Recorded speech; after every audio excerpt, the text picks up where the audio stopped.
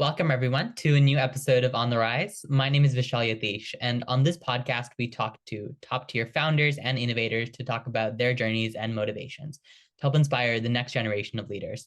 Today, we're joined by Simi Shah, the founder and host of the incredible South Asian Trailblazers Podcast, which dives deep into the professional journeys of South Asian leaders and innovators.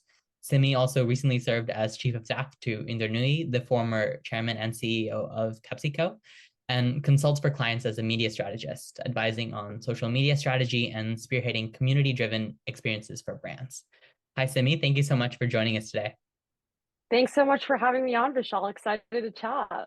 So starting off, you started Trailblazers in your senior year at Harvard University, I believe. Can you walk us through that experience? What was your inspiration for launching Trailblazers? Yeah, absolutely.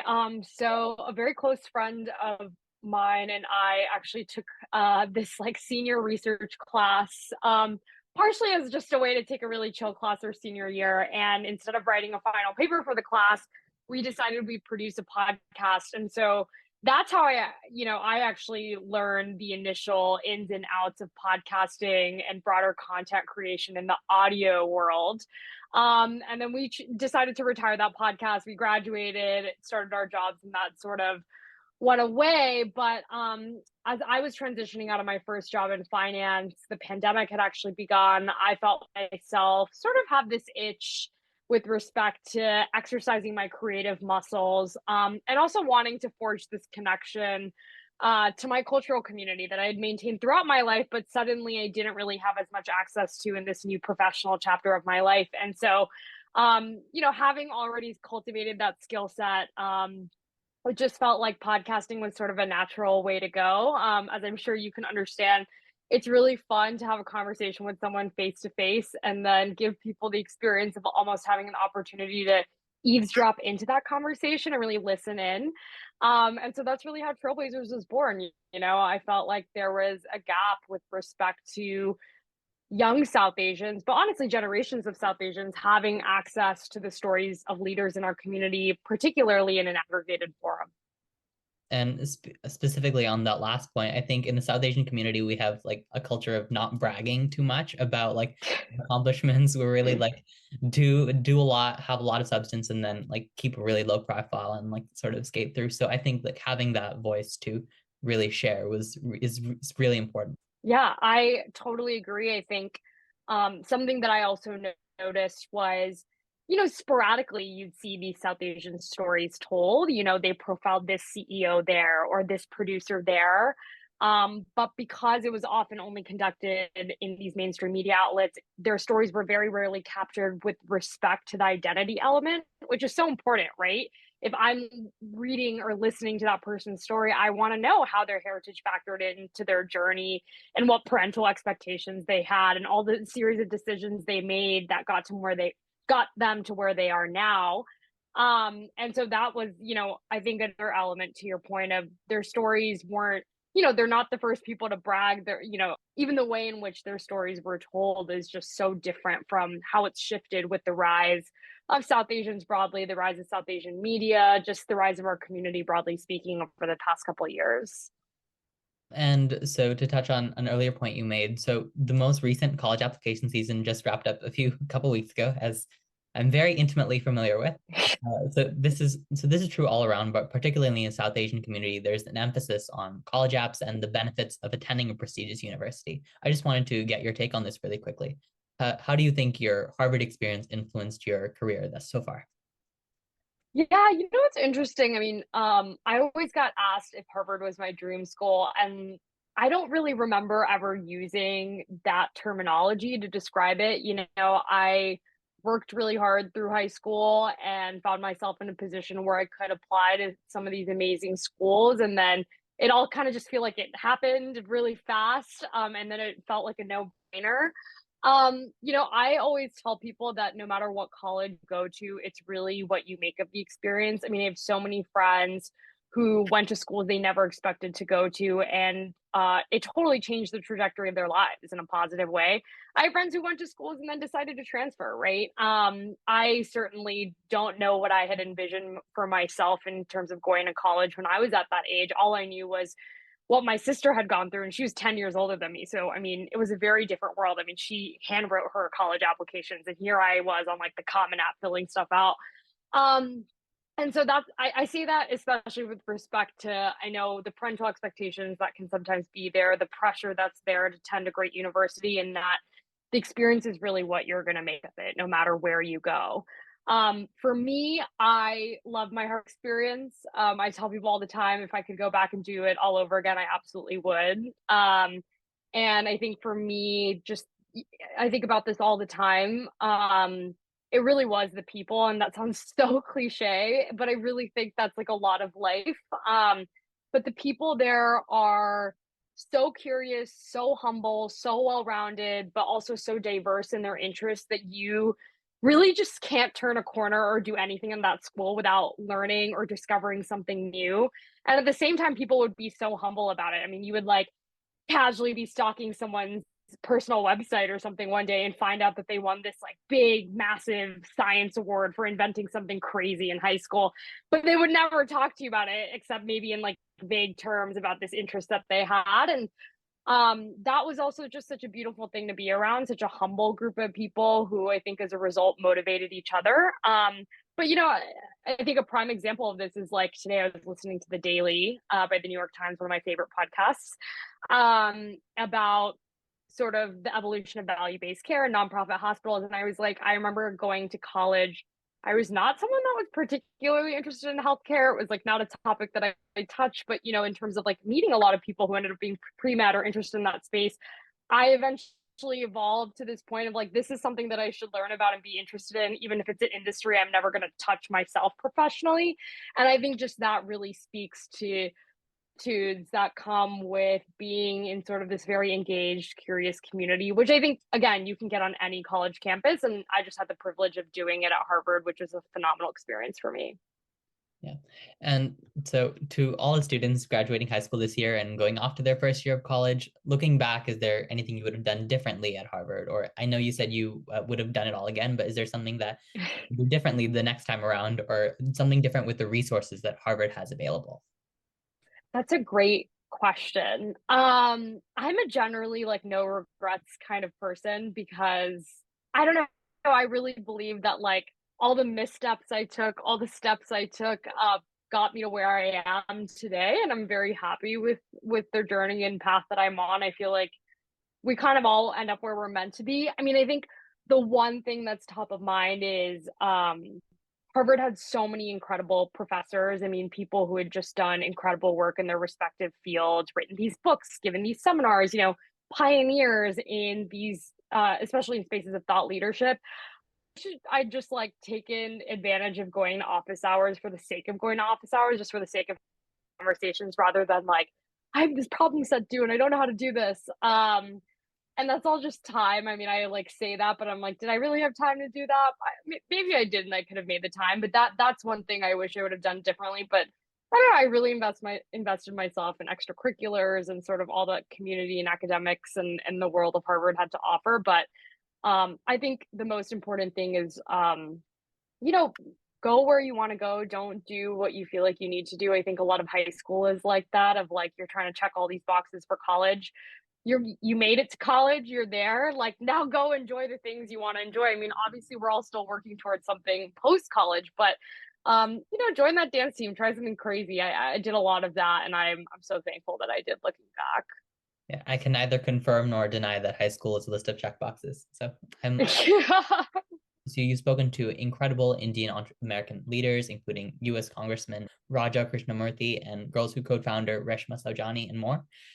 It's a hard question, I know, but from all of your interviews, what is one quote that stuck out to you? That's a great question. Most people ask me to pick a favorite episode, and I absolutely will not ever do that. A quote that stuck with me. So I interviewed Cal Penn in 2022, which was like a total dream moment. And he's such a phenomenal, down to earth person. But something that he said that really stuck with me, and I mentioned this also because we are about to release our 50th episode, which is actually a montage of sort of our favorite and most thought-provoking segments and quotes and themes that have emerged. And this is something that I was thinking about. He said, oftentimes we like the idea of something, but not the execution of it. And I think that's just a really powerful thing we need to say out loud a lot more. I think particularly, I'm first generation American. My parents are here. I have a lot more liberty with respect to the passions I have and the things I pursue professionally, even. And I think as a result, sometimes we have this paralysis of analysis with respect to all these things that we want to do and want to try. And the reality is, there's also a lot of glorification that goes on in certain fields, right? It's really cool and hot to be a founder or to be in the world of venture. And as we're slowly seeing, that bubble is starting to pop. So I think it's going to recalibrate people's expectations. But I think it really does go back to that notion of, do you really like this thing, or do you just like the idea of it? Do you like the perks that come with it, or are you truly fundamentally passionate about the execution of it? And as I look back at sort of all the things I thought I might do, that I was once sort of enamored by, I think a lot of the time I was absolutely more infatuated with the idea of something rather than sort of the day in, day out getting in the weeds of doing it and executing. And so just touching on that last point, did you always think you were going to go into like VC and or entrepreneurship, or did you have like a different career path in mind and then just took it in that direction? Oh my gosh. I think I went to Harvard. I thought I was going to be an international diplomat or a journalist. I think for me, like I spent a summer sort of at a supranational organization and was like, this diplomacy is not it. On the journalism piece, I mean, this is a prime example of I like the idea of something, but not the execution of it. Like my passion for journalism was much more rooted in my passion for writing, but like journalism isn't writing, right? Like, I mean, writing might be a piece of it, but it's like, these journalists spend years researching one story. They're on the ground reporting, and that's not what gets me jazzed as a person. And so I think I kind of knew that my interest would shapeshift, and I also consider myself a multi-hyphenate. Like, I don't think I will ever squarely fit in one box. And so I graduated and I spent some time working in late stage private equity, and it was a phenomenal experience, but I was like, this is not what I'm going to spend life doing. I know that. And so I gravitated towards the world of media, which is a lot of what I do now. I gravitated towards the world of investing yet again, but earlier stage, doing angel investing.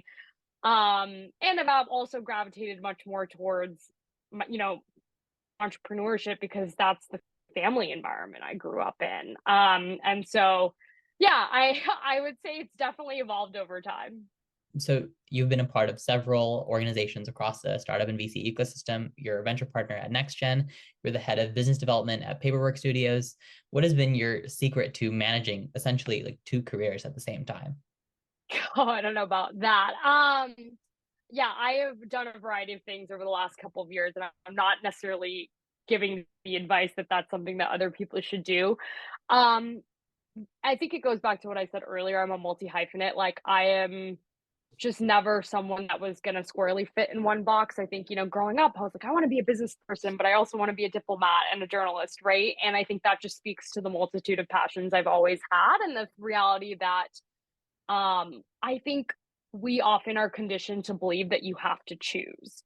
And I'm not saying you don't have, like, you do have to choose in some instances, but something that I've learned even in doing Trailblazers is so many of the leaders we interview have pursued their passions in packs. They either pursue at the nexus of their passions, they either pivot from one passion to another, or they pursue them simultaneously. And for me, that's been so gratifying to see, in that, like, that's a real thing people do. It's a crazy thing to expect people to only love one thing for the rest of their life and dedicate 40 hours a week minimum to that one thing for the rest of their lives. So I think it's all about balance, right? There is a lot of give and take, when in certain roles I've been in, it's required 110% of my time. And so something is not getting enough time, the time that it deserves. And going forward, I've just tried to be a lot more intentional about where I'm spending my time. I think it's really easy for people to become yes people. And I never want to be that person. Anything I commit to, I want to show up 100%. And so, yeah, I think it's thinking critically about that, managing the time with Trailblazers. I'm so fortunate to have a wonderful team of human beings like Ariba and Ashna, who've been along with me for a lot of the ride and who help make our platform possible when and I'm not necessarily there day in, day out. And similarly, in terms of work culture, a series of bosses who've just been so supportive of what I'm doing on the side. And I emphasize that because, like, when I was head of business development at Paperwork Studios, we were a B2B media startup. The work that I did with Trailblazers absolutely informed what I was doing at Paperwork, right? The work that I was doing in terms of getting to know the people in venture informed our fundraising process, or what I contributed to those discussions. And so I think you also have to think about it in context and present it in that way of, like, these other things I'm doing aren't taking away from this thing, they're adding to it. And don't sort of leveraging all these skill sets and perspectives and rooms that they're able to be in onto each other. And most recently, you were the chief of staff to Indra Nooyi, the former CEO and chairperson of PepsiCo, and one of the most famous Indian Americans of all time. So, what drew you to this role? What drew me to the role? I don't even think I need to spell that out. I mean, you said it in your asking of this question. She's just such an iconic person who I think really, like, changed the face of industry. I mean, she invented ESG before ESG was called ESG, right? And that list goes on forever. But I think one in particular drew me to the role was my role as her chief of staff. Really was around the launch of her memoir, My Life in Full, sort of helping spearhead that effort with a variety of her teams. And I don't know if you've had the chance to read her memoir, if the people listening have, but she really wrote this book to shed light on the challenges faced by women and family builders, broadly speaking, who are managing the competing demands of work and family. And as a young woman who hopes to have a family one day, like, that is always, I hadn't thought super deeply about at the time, but was like, yeah, it doesn't sound easy, like how do you juggle all these things? Like, you're asking me about juggling a job in Trailblazers. I mean, put a family, a home, all this stuff into the mix. Like, moms are literally superheroes.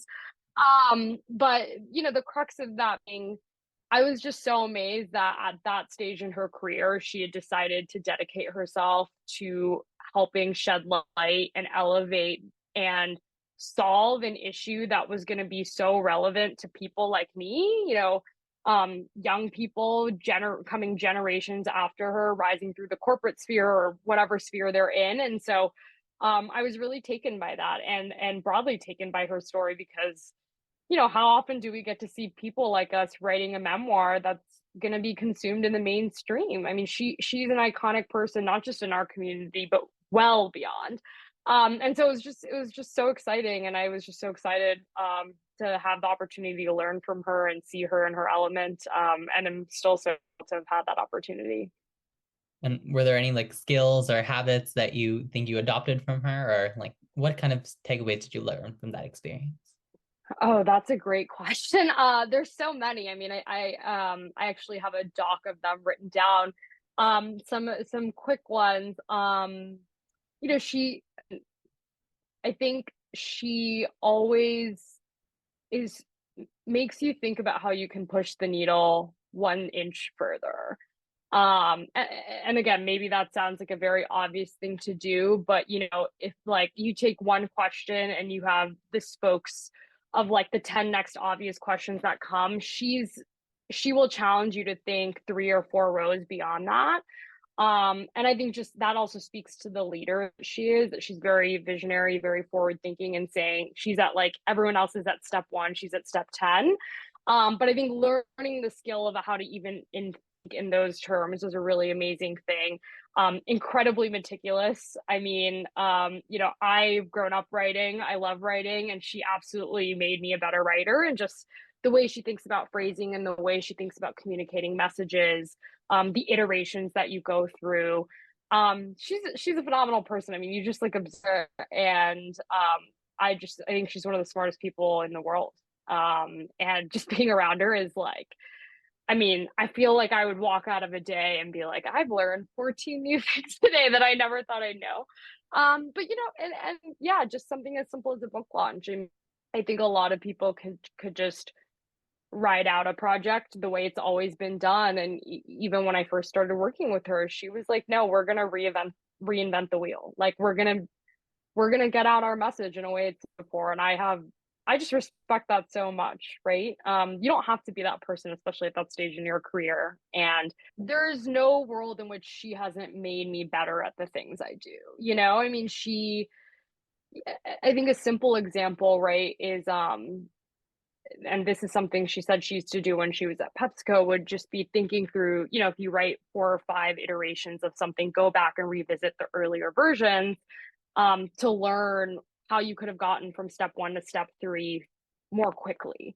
And I think about that in the context of the content I produce, right? Can I go back to season 1 and see what are the things I could have done in season 1 versus season 5 that would have gotten me quicker than having to go through iteration in season 2, 3, 4, right? I think skills like that are just so applicable across the board in any type of work you do. So that's one small example, but I absolutely have seen those skills translate. And I'll say that about every role I've had.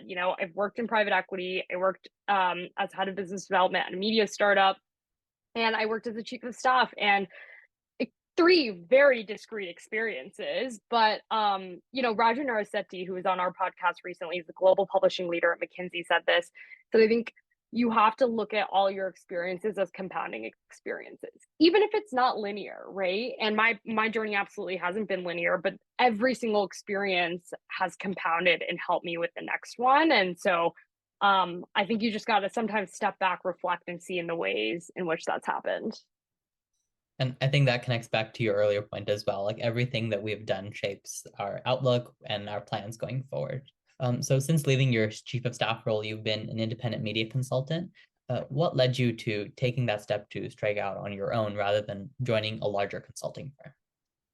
Yeah, that's a great question. I think the reality is coming out of the variety of roles I've had, I think I've developed a unique skill set that also speaks to where a lot of the market's at right now. I have a lot of friends who are founders who, have really nailed the ops strategic growth aspects of their organizations. And they're like, hey, Simi, you do this content thing. Can you tell us about that?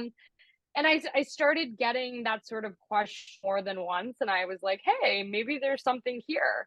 And I think it's different because I think obviously the creator economy at large has become such a buzzword of late. But I do think I have a unique perspective just having been in the world, the venture world, the financial world, where I can speak that language, but also can speak the media language. And bring those skills together to help these brands really think critically about content products that they want to launch, community-driven experiences. As I said, some of these brands are D2C brands that want to bring their brands to life and have never really experimented with that. And especially if they're community-oriented. I'm a very community-oriented person. It's something I get really jazzed about.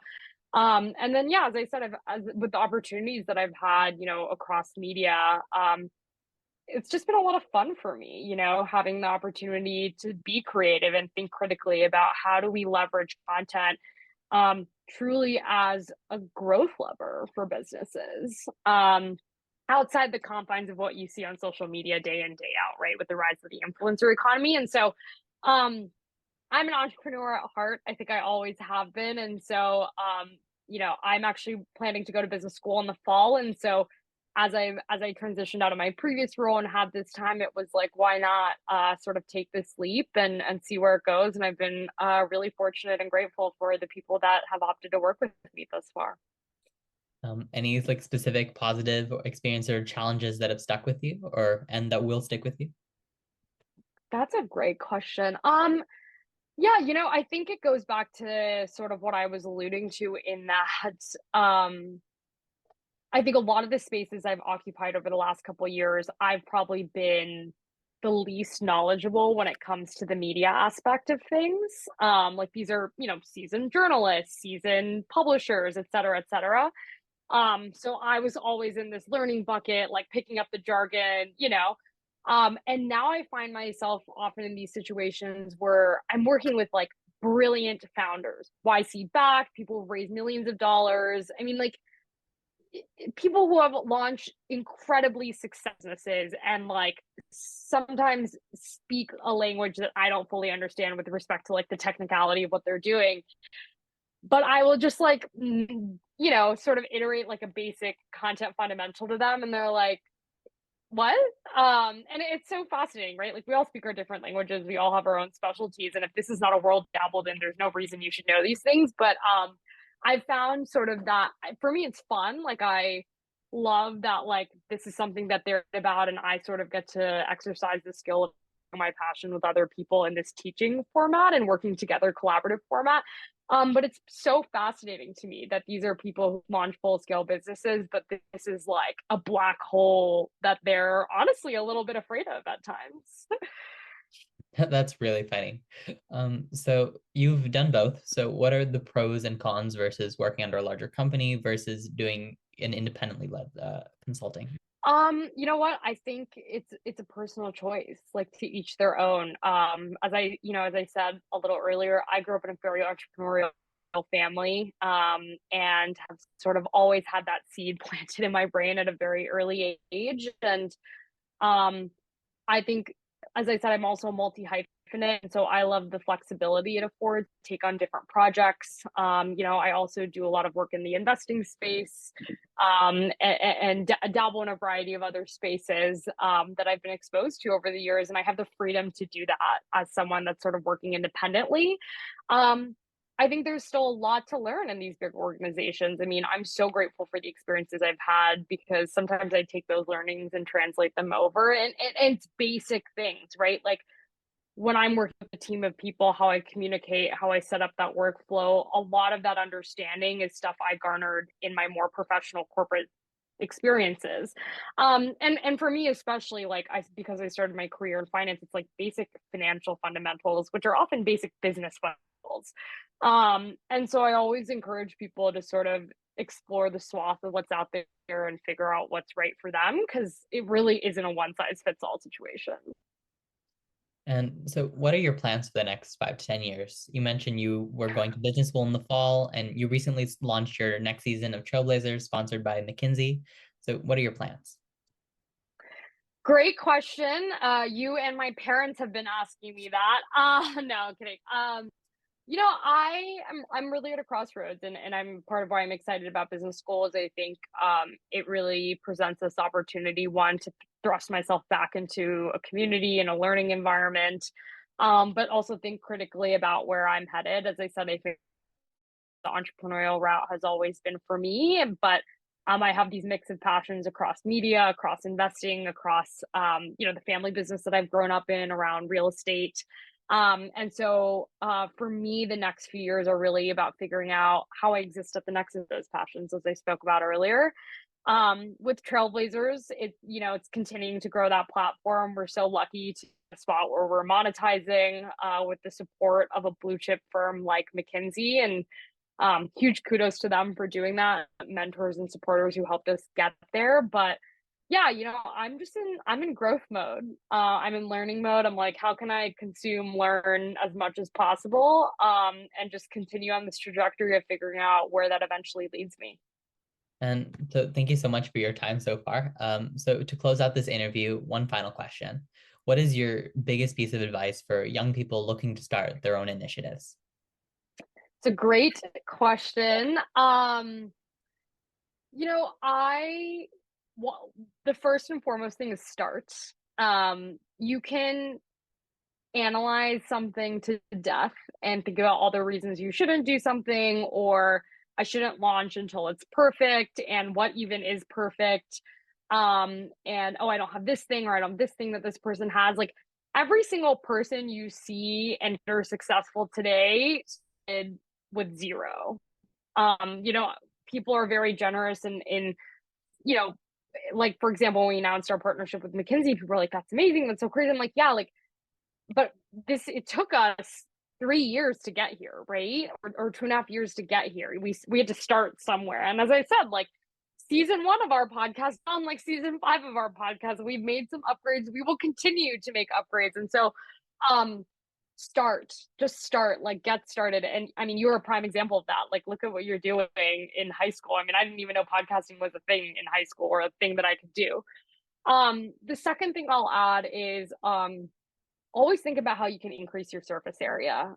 So many of the opportunities I received throughout my career have been a product of me just like being in the right room at the right time. And it's not just, I mean, I'm incredibly privileged for a lot of the opportunities I've received, but a lot of it is also just, oh, hey, like that person on LinkedIn looks interesting. Maybe I should shoot them a note and see if they can get coffee. And next thing you know, you go to coffee and that person calls another person who 3 years down the line is like, hey, I heard about you 3 years ago. Would you be, I heard you're doing this thing. Are you interested in this? I mean, truly, like, I'm not even making that up. That's a real life example of some big things that have come my way. And so, go to that event, talk to people, reach out to that person. Say, I'm not saying be this total crazy yes person, but be a little bit of a yes person. I think the more you increase your surface area in life, the more opportunities you're going to receive. And it's really just because I truly believe success is where hard work meets luck. In some ways you really do make your luck. And I look back at, again, so many of the opportunities I've had, and I'm like, yes, in many ways I was very lucky, but I was also lucky because of a series of events and things that I did or people helped me do that led me to be in to be in the right room at the right time. So those are my 2 fundamental pieces of advice, whether you're starting something or not. That's really great advice. And thank you so much, Simi, for taking the time to talk to us today. I know you're crazy busy. Vishal, thank you so much for inviting me onto your podcast. I think the work you're doing and shedding light on leaders and innovators is really incredible. And I'm also so excited to see where you go on your journey. Thank you so much. And it was really my pleasure to have you. Thanks, everyone, for joining us. Stay tuned for my next episode and see you all soon. Bye.